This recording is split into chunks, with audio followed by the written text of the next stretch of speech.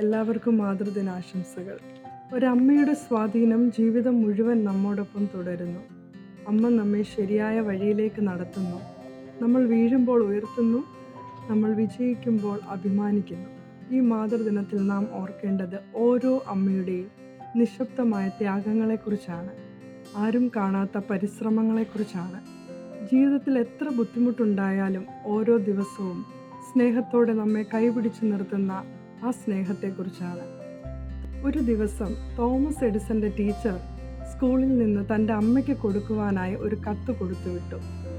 Thomas Edison എന്ന കൊച്ചു ബാലൻ അമ്മയ്ക്ക് കത്ത് നൽകിയതിന് ശേഷം പറഞ്ഞു, ടീച്ചർ പറഞ്ഞു ഈ കത്ത് അമ്മ മാത്രമേ വായിക്കാവൂ എന്ന്. അമ്മ കത്ത് തുറന്ന് വായിച്ചു. അമ്മയുടെ കണ്ണിൽ കണ്ണുനീർ നിറഞ്ഞു. പക്ഷേ ആ അമ്മ ചിരിച്ചുകൊണ്ട് പറഞ്ഞു, നിങ്ങളുടെ മകൻ വളരെ പ്രതിഭാശാലിയാണ്. അതുകൊണ്ട് ഈ സ്കൂളിൽ അവനെ പഠിപ്പിക്കുവാൻ കഴിയില്ല. ദയവായി നിങ്ങൾ തന്നെ പഠിപ്പിക്കുക. പിറ്റേ ദിവസം മുതൽ അവൻ്റെ അമ്മ അവനെ പഠിപ്പിച്ചു.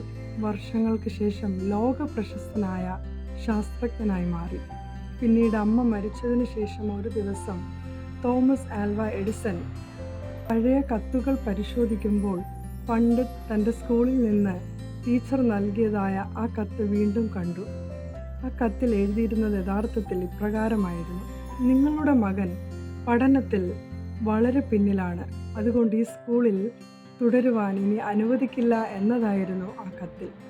വർഷങ്ങൾക്ക് ശേഷമാണ് ശാസ്ത്രജ്ഞനായി മാറിയ തോമസ് ആൽവ എഡിസൺ ഈ കത്ത് കാണുന്നത്. പിന്നീട് ന്യൂയോർക്ക് ടൈംസ് എന്ന പത്രത്തിൽ അദ്ദേഹം അമ്മയെക്കുറിച്ച് ഇപ്രകാരം എഴുതി: സ്കൂളിൽ നിന്ന് അയോഗ്യൻ, അൺഫിറ്റ് എന്ന് പറഞ്ഞുവെങ്കിലും തൻ്റെ അമ്മ തന്നെയാണ് തന്നെ പഠിപ്പിക്കുകയും പ്രോത്സാഹിപ്പിക്കുകയും ചെയ്ത് വിജയത്തിലേക്ക് എത്തിച്ചത്. ഒരമ്മ തൻ്റെ ബലഹീന കുട്ടിയെ ലോകത്തിലെ മഹാനായ പ്രതിഭയാക്കി മാറ്റി. ഈ മാതൃദിനം നമ്മെ പഠിപ്പിക്കുന്നത് അതാണ്. ലോകം നമ്മെ എങ്ങനെ കാണുന്നു എന്നതല്ല പ്രധാനം, അമ്മ നമ്മെ എങ്ങനെ വിശ്വസിക്കുന്നു എന്നതാണ് പ്രധാനം. എല്ലാ അമ്മമാർക്കും നന്ദി അർപ്പിക്കാം. എല്ലാവർക്കും ഹൃദയം നിറഞ്ഞ മാതൃദിനാശംസകൾ.